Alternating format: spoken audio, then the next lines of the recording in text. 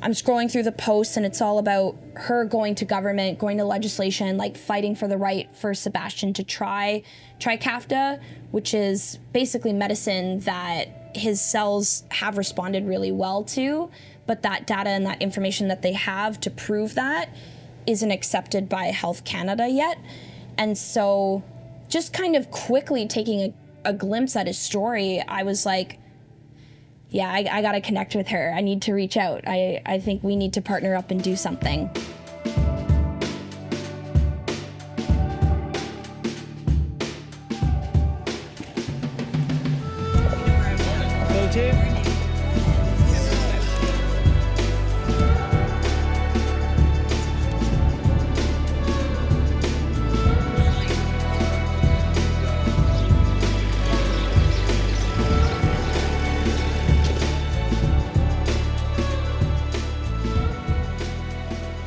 So we kind of had an initial chat in February, but I didn't really reconnect with Vicky until I came back home to Canada.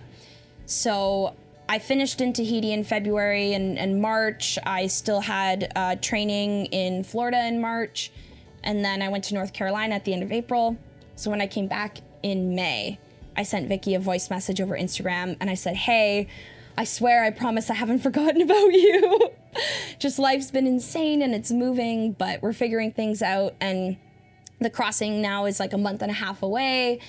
And I still really want to share Sebastian's story. I still think that, it's really important to make that voice known. I think it's really important to share his story before we get to Bimini. And so let's talk. Let's see what we can do.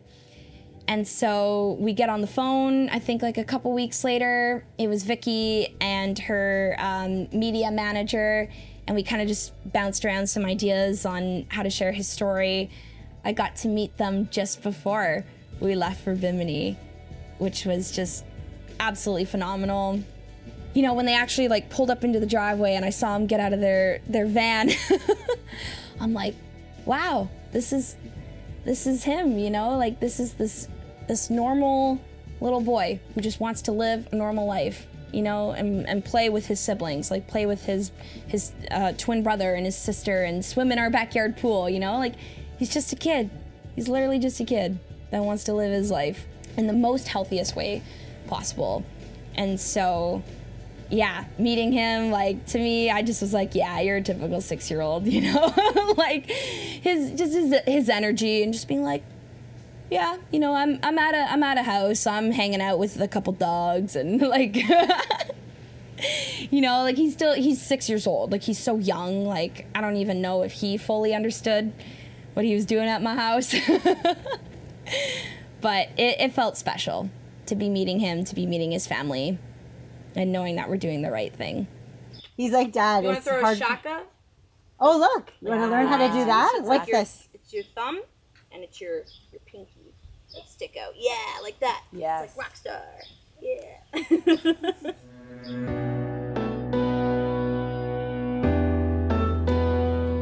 Is that rush hour? This looks like rush hour. Damn it. Where are y'all going? Now I sound like an American, right? Where are y'all going? There's Dani. Hell yeah, Dani. Yee. Oh my God, I was telling Max this morning, I was like, I slept in so hard. Me too, I was so tired. Yeah. I wasn't even the one paddling. We're just chatting. Oh my gosh, Tammy. How are you? I'm so good. How are you? How was it? Oh my God, it was absolutely insane. Yes, I think is Doug's. Question mark, maybe? That's definitely Blake's. Blake's, okay. Blake I will has give that to you. a million of these containers. Because He takes food everywhere he goes. Yeah. Quinoa, beans, and corn. Everywhere he Always. goes. Yes. This is Do you eat definitely the Blake's. I eat it sometimes, but I like diversity. I felt really prepared as an athlete, physically, nutritionally, if that's even a word, mentally as well. I've been working with my mental elite sports performance coach, Kirsty McMillan. So we were doing like visualization techniques as well leading up to the event. So I was picturing the moment of taking off in the dark. I was picturing moments in the middle of the race. I was picturing the beach landing well before the event even happened, well before even getting to Bimini.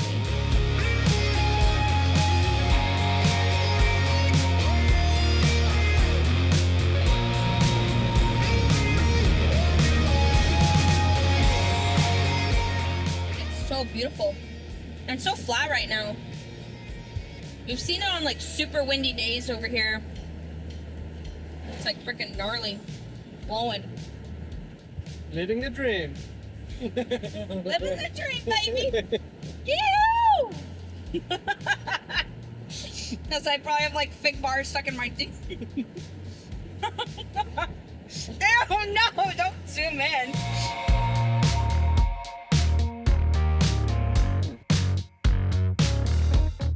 There's a lot of connections between being an athlete and the challenges you have to go through as an athlete, and also being someone with CF. Both require a lot of dedication, both require a lot of perseverance, both require a lot of overcoming of obstacles, and really trying to be flexible when things don't go as planned. Like Travis said it a lot before the event, that, you know, we don't always get to have the things that we want in life. It doesn't always go the way that we have planned. You know, we might have this idea in our heads of this is what we want to do. You know, every day we wake up and we have a to-do list, we have things we want to do. But for someone with CF, sometimes you don't get to have the day that you planned.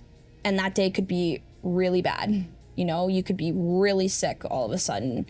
There's so many similarities in the sense of like overcoming hardships and really trying to stay strong when physically or mentally it's challenging. At the end of the day, I think both experiences, they teach you how to appreciate a lot in life.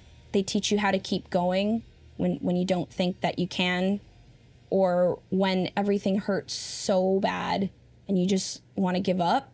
Both perspectives teach you that if you don't give up and you keep fighting and you keep giving life every single thing that you have, it's worth it. Hey, How you doing, man? I'm doing good. Did you take your German meeting? We're going for another boat ride, man. Perfect. I'm ready. Perfect.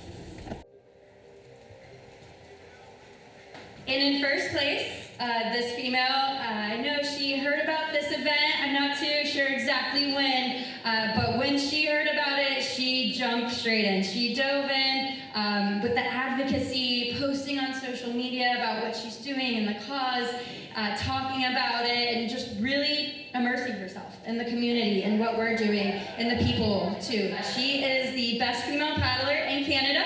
So I'd like to welcome up Maddi Leblanc with a time of 5 hours, 40 minutes, 29 seconds,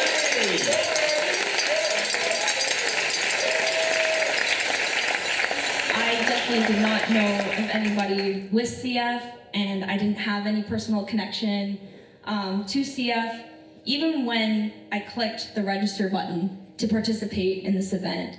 And one of my sup surfing friends on the Great Lakes back at home, she reached out to me and said, hey, you need to get in touch with my friend Vicky, who has a son with 2 very rare genetic mutations of CF.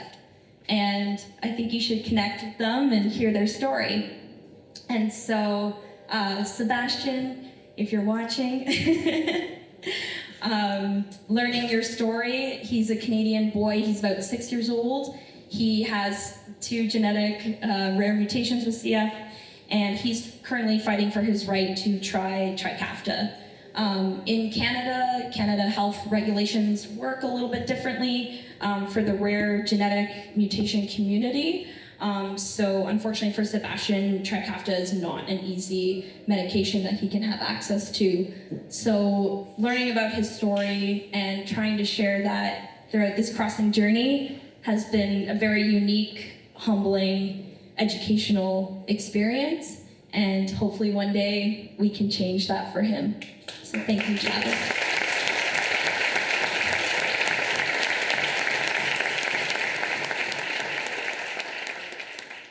I had Sebastian's cystic fibrosis for Canada, like bandana. I wore it around my bun, and on one of the falls, it came loose on my head and it fell off. And I really wanted to save it because that for me was something special that he gave me to take with me on this journey.